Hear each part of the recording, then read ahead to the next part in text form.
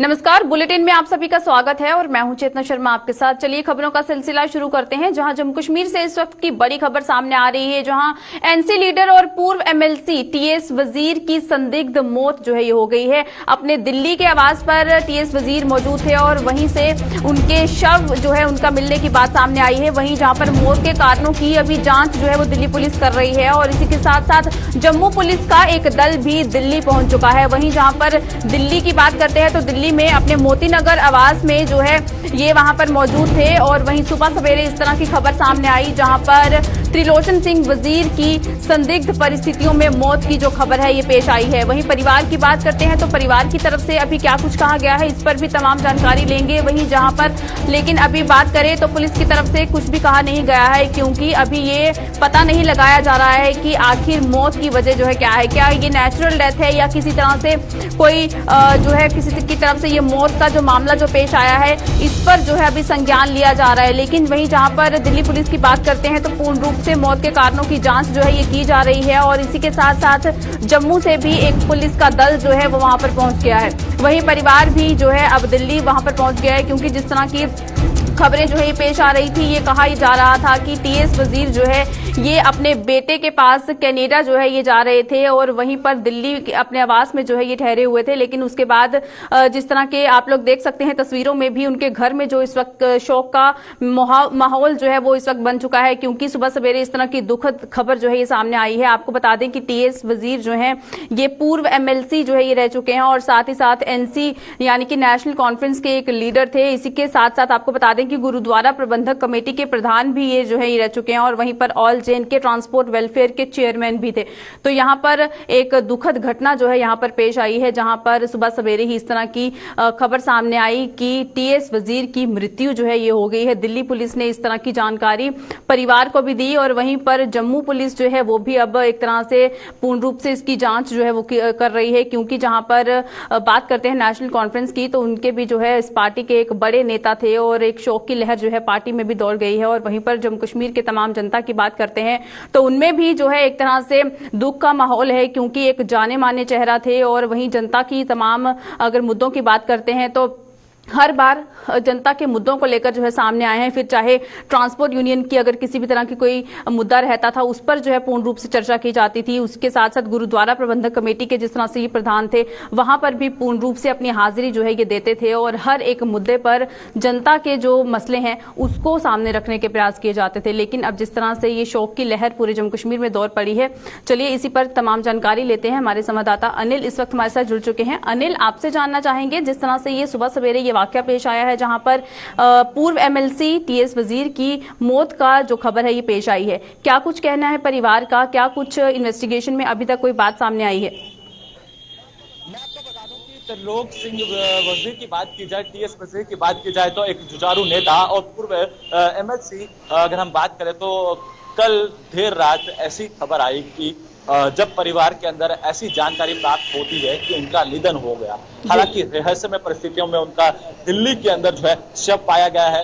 हालांकि कारण क्या रहे हैं, परिस्थितियां क्या रही हैं, ये तो जांच का विषय है। दिल्ली पुलिस जांच कर रही है और इसके साथ साथ जम्मू कश्मीर का एक दल जो है ये भी बताया जा रहा है कि सूत्रों के मुताबिक जो है वो दिल्ली रवाना हुआ है और स्पेशल कल की फ्लाइट से वो रवाना हुआ है। हालांकि परिस्थितियां क्या रही थी कि वो 2 तारीख को जम्मू से रवाना हुए थे दिल्ली और दिल्ली से उन्हें जाना था अपने रिलेटिव का कुछ फंक्शन था, कनाडा उन्हें जाना था। और उस बीच ये बड़ी खबर आई है कि आखिर बीच के 5 से 6 के दिन के अंदर क्या ऐसी परिस्थितियां रही कि उनका देर रात ऐसी खबर आती है कि उनका निधन हो गया है। हालांकि क्या पूरा कारण रहा है ये जांच का विषय है। हालांकि ये इस तरह की अनेक प्रकार की इस तरह की जानकारी सामने नजर आ रही है कि उनका हत्या की गई है, कोई इस तरह का रहस्य और ऐसी साजिश रची गई है कि उनका एक हत्या कर दी गई है। हालांकि अभी तक ये स्पष्ट नहीं किया गया है कि हत्या हुई है, क्या हुआ है। पूरा वाकया जो है पुलिस जांच कर रही है, इन्वेस्टिगेशन का मैटर है।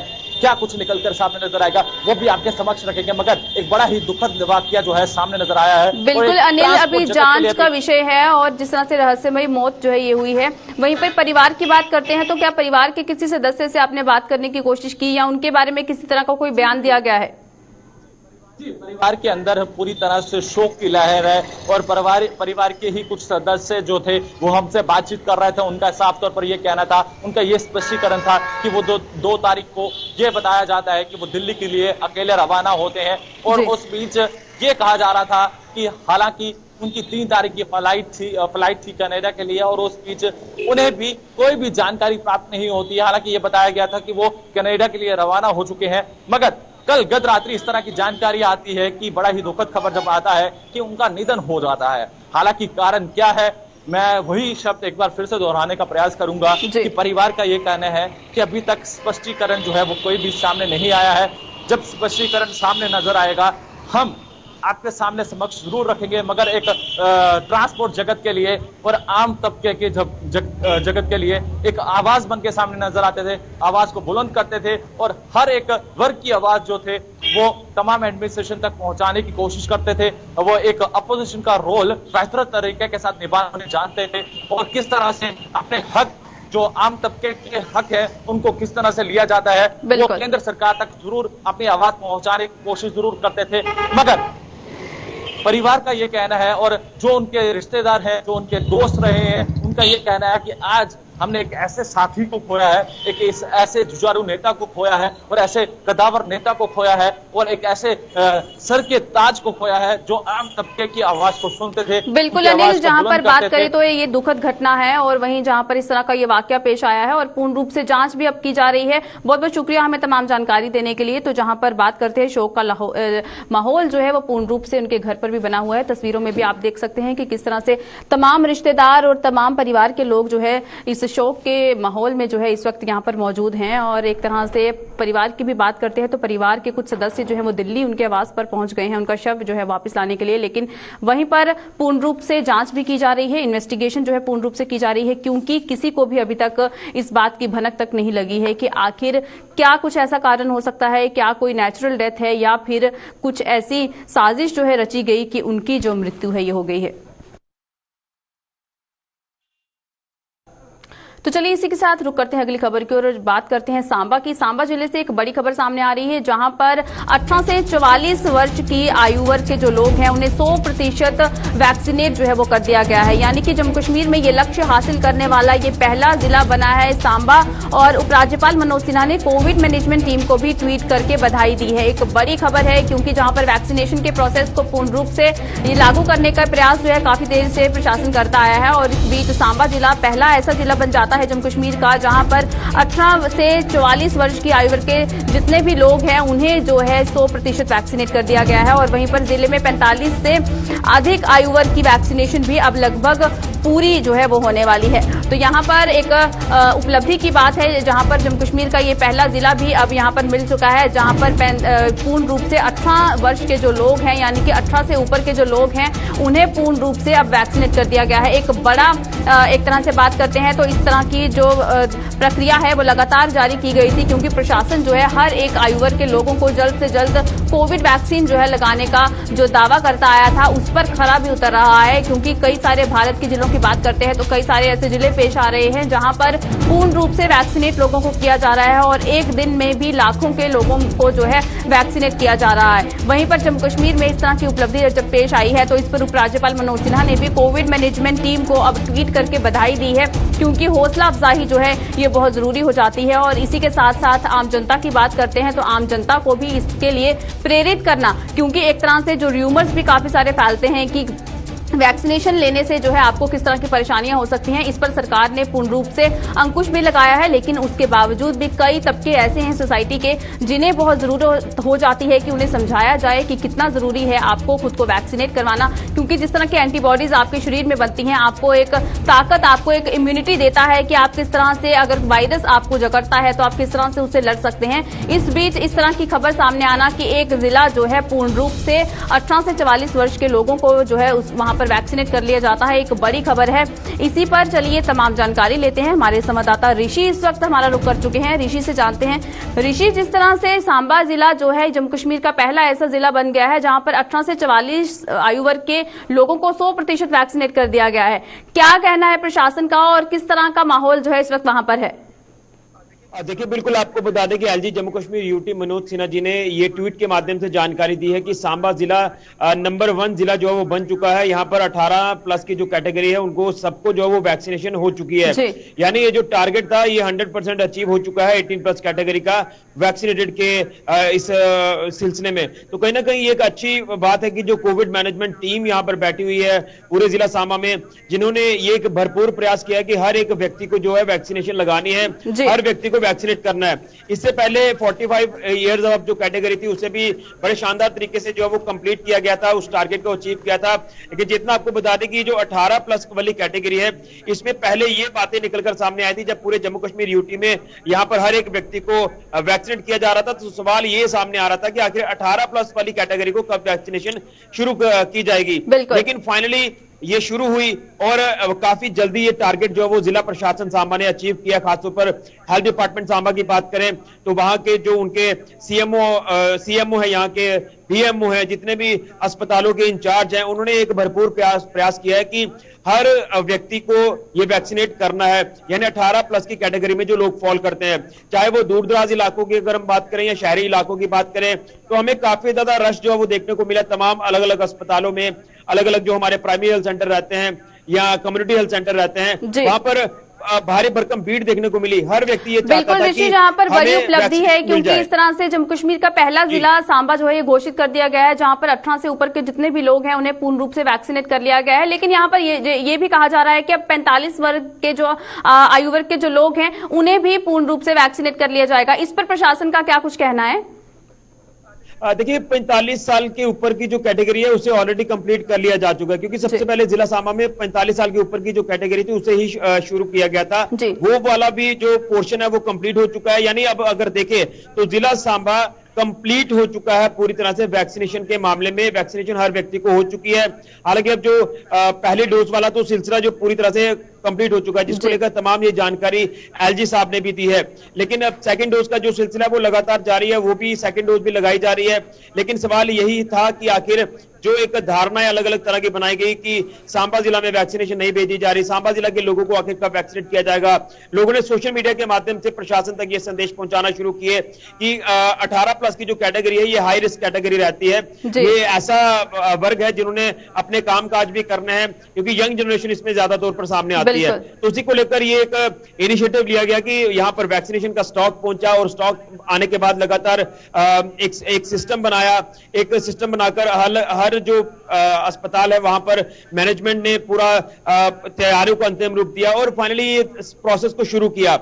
और हर व्यक्ति ने जब वैक्सीनेशन करवाया तो उसके साफ तौर पर यह कहना था कि ये काफी जरूरी था वैक्सीनेशन करवाना, और वैक्सीनेशन के लिए हम काफी बेसब्री से इंतजार कर रहे थे। ऋषि, जहां पर बात करते हैं सरकार की, तो एक तरह से बहुत से ऐसे कदम उठाए गए जहां पर लोगों को जो है पूर्ण रूप से प्रोत्साहित किया जाए कि आप जाकर वैक्सीनेशन जो है लगवाइए। और उसके बाद पहला ऐसा जिला बन गया है कि अब जो है पूर्ण रूप से वैक्सीनेशन जो है तमाम लोगों को यहाँ पर जो है पूरी तरह से कर दी गई है। लेकिन अब ये भी उम्मीद करते हैं कि जो दूसरी डोज के जितने भी लोग बचे हैं उन्हें भी जो है जल्द से जल्द वैक्सीनेट कर दिया जाए। बहुत बहुत शुक्रिया हमें तमाम जानकारी देने के लिए। तो जहां पर पहला जिला ऐसा बन चुका है सांबा की इस तरह से पूर्ण रूप से वैक्सीनेट कर दिया गया है, अब आने वाले समय में किस तरह से बाकी जिले जो है जम्मू कश्मीर के उसमें भी इस तरह की खबर सामने आए कि पूर्ण रूप से वैक्सीनेट जो है कर लिया गया है लोगों को, ताकि अगर तीसरी लहर का आगमन होता है तो उस पर जो है सरकार पूर्ण रूप से अंकुश लगा सके। और जिस तरह की तैयारियां तमाम प्रशासन जो है वो कर रहा है, तमाम अगर अस्पतालों की बात करें तो उस पर भी जो है पूर्ण रूप से तैयारियां कर ली गई हैं कि तीसरी लहर का अगर आगमन होता है तो उससे जो है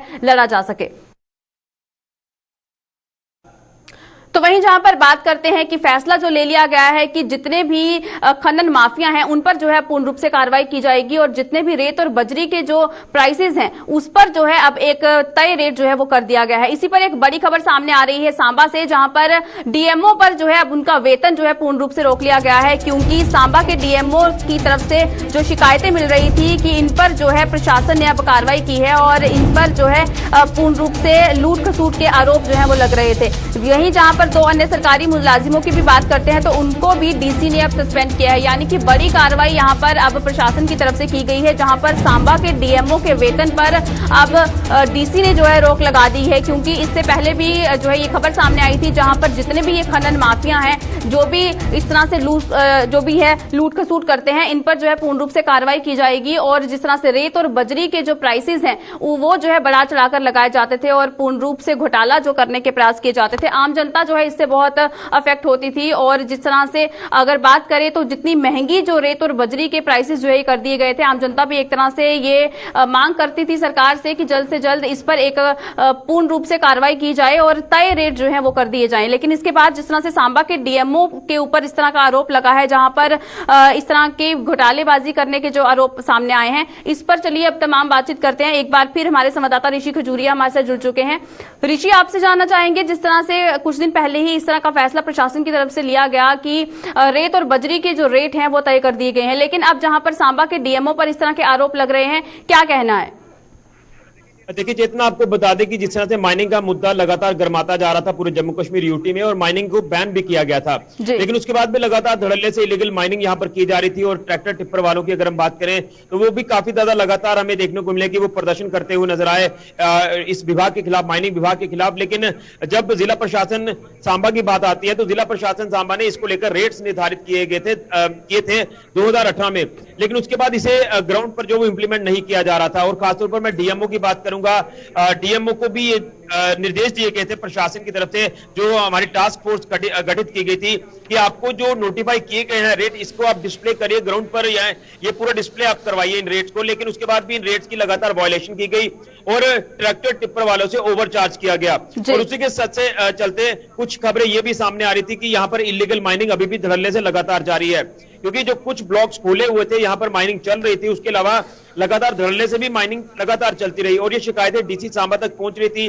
और डीसी सांबा के पास कई अलग अलग डेपुटेशन भी पहुंचे ट्रैक्टर टिप्पर वालों के कि ये हमें हरास किया जा रहा है, यहाँ कालाबाजारी का जो बोलबाला काफी ज्यादा हो चुका है। और कहीं ना कहीं ये स्मेल आती हुई नजर आ रही थी कि यहाँ पर करप्शन का बोलबाला काफी ज्यादा है। और डीसी सांबा ने डीएमओ को यह भी कहा था कि आप हमें वक्त वक्त पर रिपोर्ट देते रहिए, इसमें आप ट्रांसपेरेंसी लाइए, लेकिन डीएमओ ने एक नहीं सुनी। और फाइनली डीसी सांबा ने कल देर शाम यानी ये ऑर्डर जारी कर दिया कि जो डीएमओ है, डिस्ट्रिक्ट मिनरल ऑफिसर सांबा, उनकी सैलरी को अगले निर्देश तक रोक दिया गया है। और ये एक चिट्ठी जो है वो ट्रेजरी ऑफिसर को भी भेज दी गई है और डायरेक्टोरेट में भी भेज दी गई है कि जब तक ये इसमें प्रोएक्टिव एक्शन नहीं लेंगे, इन कंप्लेंट्स को नहीं सुनेंगे, रिड्रेस नहीं करेंगे लोगों की दिक्कतों को, तब तक इनकी सैलरी जो है वो बंद रहेगी। क्योंकि कहीं ना कहीं इसमें जो लगातार ये शिकायतें थी कि इसमें करप्शन का बोलबाला काफी ज्यादा है, इसमें मिलीभगत जो वो साफ तौर पर दिखाई दे रही है। तो ऐसे ही यानी ऋषि, अब ये उम्मीद लगाई जा सकती है कि जिस तरह से प्रशासन ने कड़े कदम उठाए हैं और जिस तरह की कार्रवाई अब की जा रही है, जहां पर अब डीएमओ का वेतन जो है ये रोक लिया गया है, यानी कि आने वाले समय में लोगों के लिए जो कदम उठाए जा रहे हैं वो सराहनीय है। बिल्कुल, आपको बता दें कि जिस तरह से ये फैसला लिया गया है डीसी सांबा की तरफ से, तो मुझे लगता है कि ये इस तरह के फैसलों की काफी ज्यादा जरूरत है, क्योंकि करप्शन का लगातार अगर बोलबाला दिख रहा है तो उसके ऊपर लगाम भी लगाना जरूरी है। और मैं आपको बता रहा हूं कि जिस तरह से डीएमओ को ये इस स्टेप से गुजरना पड़ा, उसी के साथ साथ 2 ऐसे मुलाजिम हैं जिन्हें सस्पेंड भी किया गया डीसी सांबा की तरफ से, जिसमें बताया जा रहा है कि सीनियर स्केल स्टेनोग्राफर है और उसी के साथ साथ एक ARA है यानी असिस्टेंट रेवेन्यू अटॉर्नी है। ये 2 जो मुलाजिम है इनको भी सस्पेंड किया गया और बताया जा रहा है कि एक जो बिना इंटीमेशन के छुट्टी पर गए थे और एक अपने दफ्तर में गैर हाजिर पाए जाते हैं। जब रजिस्टर चेक किया गया तो वो उसमें उनकी एब्सेंट थी। तो तमाम इससे पहले भी 197 जो हमारे यहाँ एम्प्लॉयज हैं जिला सांबा के सरकारी मुलाजिम, उनकी सूची तैयार की थी। 197 लोग थे जो छुट्टी पर थे, जो गैर हाजिर थे, और उनको भी बिल्कुल ऋषि, जहां पर प्रशासन लगातार इस तरह के कदम उठा रहा है कि जहां पर भी अगर सरकारी जो एम्प्लॉयज हैं, अगर वो किसी भी तरह से अपनी ड्यूटीज पूर्ण रूप से करते हुए नजर नहीं आते हैं तो कार्रवाई उन पर जो है इस वक्त कड़ी की जा रही है। बहुत बहुत शुक्रिया हमें तमाम जानकारी देने के लिए। तो जहां पर सांबा प्रशासन जो है पूर्ण रूप से अलर्ट हो चुका है और एक तरह से अब कोशिश की जा रही है कि अब लोगों को, या अगर बात करें उन तमाम सरकारी एम्प्लॉयज को, किस तरह से काम जो है किया जाता है और किस तरह से पूर्ण रूप से अपनी ड्यूटी को निभाना है, वो भी अब प्रशासन ने जिम्मा ले लिया है कि उन्हें सिखाया जाए। तो चलिए बात करते हैं राजौरी की। राजौरी से भी इस वक्त की बड़ी खबर सामने आ रही है, जहां पर एक पुल के टूट जाने से लोगों को किस तरह की परेशानी पेश आ रही है। वहीं आपको बता दें कि राजौरी में कंगोटा पुल गिरने से कई इलाकों का आपस में संपर्क कट चुका है। वहीं पर बुद्धल और कोटरंका पहुंचने के लिए अब लोगों को घंटों का समय लग रहा है। भारी बारिश के कारण ये कंगोटा पुल जो है ये क्षतिग्रस्त हुआ था और लोगों की अब प्रशासन से नए पुल की निर्माण करने की जो अपील है वो शुरू कर दी गई है। जहां पर इस पुल की बात करते हैं, राजौरी के इस कंगोटा पुल की कई इलाकों से ये संपर्क जो है ये रखता था, यानी कि लोगों की आवाजाही के लिए ये पुल जो है बनाया गया था। लेकिन अब जिस तरह से ये पुल जो है पूर्ण रूप से क्षतिग्रस्त हो गया है, जहां पर भारी बारिश जम्मू कश्मीर के कई इलाकों में देखने को मिली थी। इसी बीच राजौरी की बात करें तो राजौरी में भी इस तरह से जो है भारी बारिश हुई और उसके बाद ये पुल जो है ये पूर्ण रूप से जो है ये क्षतिग्रस्त हो गया, टूट गया और अब लोगों को काफी परेशानियां जो है यहाँ पर पेश आ रही हैं। अब क्या कुछ सूरत हाल है वहां का, चलिए इसी पर तमाम जानकारी लेते हैं। हमारे संवाददाता जमशेद इस वक्त हमारे साथ जुड़ चुके हैं, उनसे बात करते हैं। जमशेद, आपसे जानना चाहेंगे, जिस तरह से राजौरी में ये कंगोटा पुल गिरने से अब लोगों को काफी दिक्कतें पेश आ रही हैं, जहां पर कई इलाकों का आना जाना, जहां से लोग यहां पर आते जाते थे, उनका भी अब संपर्क टूट गया है। किस तरह की और परेशानियां यहां पर लोगों को पेश आ रही हैं? में काफी बारिशों का सिलसिला देखने को मिल रहा है, खास करके दूर दराज इन पहाड़ी इलाकों में बहुत ज्यादा बारिश हो रही है, जिससे कई नदी नालों में पानी का बहाव बढ़ने के साथ कंगोटा पुल का एक हिस्सा बह जाने से काफी गांव ऐसे हैं जिनसे रास्ता कट गया है। और इन गांव में अगर लगातार बारिश होती रहती है तो इन लोगों को इस तरफ आने का बहुत ज्यादा मुश्किल होगी। खास करके बुद्धल इलाके की बात करें, पूरा पहाड़ी इलाका है जहाँ ये वाक़ा पेश आया। उसके साथ अगर हम ख्वास केरी की सड़क की बात करें, वहां भी काफी बारिश होने के बाद लैंडस्लाइडिंग होने की वजह से वो रोड भी बंद कर दी गई है और लगातार बारिशों का देर शाम से सिलसिला यहाँ शुरू हो जाता है और इससे लोगों को काफी परेशानियों का सामना करना पड़ रहा है। जी चेतना जी, जमशेद, यहाँ पर ये भी जानना चाहेंगे कि आम जनता की बात करते हैं तो उन्हें भी काफी परेशानियां आ रही होंगी, क्योंकि आवाजाही पूर्ण रूप से बंद हो गई है। अगर कोई बीमार हो जाता है या जरूरी उन्हें अगर कहीं पर जाना पड़ता है तो किस तरह से कोई रास्ता निकाला गया है? जितना इन दूर दराज इलाकों की अगर बात करें, खास करके कंगड़ा पुल की, इससे गुंडी, केरी, बेला के इलाके के जो है बहुत बड़ी आबादी है इन इलाकों में। यहाँ लोगों को बहुत ज्यादा परेशानी का सामना करना पड़ेगा अगर सरकार इंतजामिया की तरफ से इस पुल को जल्द ना बनाएगा, क्योंकि ये दूर दराज के इलाके और पहाड़ी इलाके और इन इलाकों में अगर जल्द पुल सरकार की तरफ से ना दोबारा बनाएगा तो इन लोगों को काफी परेशानियों का सामना करना पड़ेगा। मगर इस वक्त हालांकि आज मौसम दोबारा ठीक हुआ है, धूप निकली होगी, दोबारा बारिशों का सिलसिला शुरू हो जाता है तो रास्ता बंद हो जाए, इन लोगों को फिर ज्यादा परेशानियों का सामना करना पड़ेगा। मगर इस वक्त जो हालात हैं वो इन लोगों के लिए अच्छे नहीं है, क्योंकि पहाड़ी इलाका है और यही रास्ता है इनके घर जाने का, जहाँ ये नदी में पानी के बहाव से ये पुल बह गया। इससे लोगों को यहाँ काफी परेशानियों का सामना, अगर जल्द इस पुल को दोबारा न बनाया गया तो इन लोगों के लिए आने वाले दिनों में काफी परेशानी। बिल्कुल जमशेद, यहाँ पर लोगों की बात करते हैं तो लोगों की तरफ से भी अब मांग की जा रही है प्रशासन से कि जल्द से जल्द पुल बनाया जाए। क्या कोई यहाँ पर कोई नेतागण या कोई भी प्रशासन की तरफ से किसी ने आकर यहाँ पर जायजा लिया है? अभी तक तो प्रशासन की तरफ से या नेतागण की तरफ से कोई जायजा नहीं लिया गया, मगर वहां के मकामी सरपंच जो हैं उनकी तरफ से जरूर सरकार से अपील की गई है कि जल्द इस पुल का काम शुरू करें ताकि इन लोगों को कोई परेशानी का सामना न करना पड़े, क्योंकि ऐसे इलाके हैं जो दूर दराज और पहाड़ी इलाके हैं, इससे लोगों को काफी परेशानियां हो सकती हैं। मगर इस तरह की अगर दूसरी तरफ हम बात करें केवल खवास रोड की, तो उसमें भी पस्सियां आने की वजह से केरी की रोड भी बंद हो चुकी है। उन लोगों की तरफ से भी अपील की जा रही है कि इसको जल्द ठीक किया जाए रोड को, ताकि लोग अपने घरों को पहुंच सके, क्योंकि बरसात का मौसम अभी शुरू होना बाकी है। मगर पिछले कुछ दिनों से लगातार राजौरी में देर शाम से बारिशों का सिलसिला देखने को मिल रहा है, ये काफी परेशानी है लोगों के लिए। बिल्कुल, लोगों को काफी परेशानियां यहाँ पर पेश आ रही है। बहुत बहुत शुक्रिया हमें तमाम जानकारी देने के लिए। तो जहां पर राजौरी का ये जो एरिया है, जहां पर ये कंगोटा पुल टूट जाने से लोगों को जिस तरह की परेशानियां यहाँ पर आ रही हैं, सरकार से भी अब जो है पूर्ण रूप से अपील की जा रही है कि जल्द से जल्द यहाँ पर आके संज्ञान लिया जाए और जल्द से जल्द जो भी यहाँ पर ये पुल जो है टूट गया है और जिस तरह से तमाम लोगों का